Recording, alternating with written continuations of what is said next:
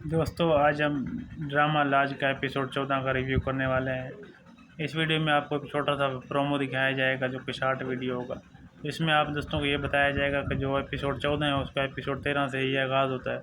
और आगाज़ में आपको दिखाया जाएगा कि जो शाहनवाज सर हैं वो रईस खान के घर जाते हैं दावत पे, और वहाँ पे जो उनकी बातें होती हैं आपस में वो बहुत बेहतरीन, और आप लोगों ने पिछले एपिसोड में देखे भी होंगे।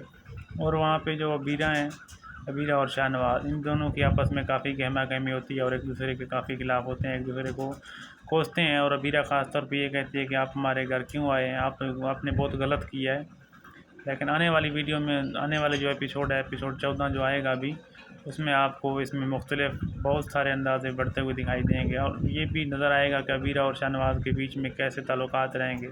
और जो दानिया अबीरा की बहन है वो जो है शाहनवाज साहब की फ़ैन होगी, वो उसे बहुत पसंद करता है। तो इसी चैनल पे आपको लाज ड्रामा की नेक्स्ट लॉन्ग वीडियो मुकम्मल रिव्यू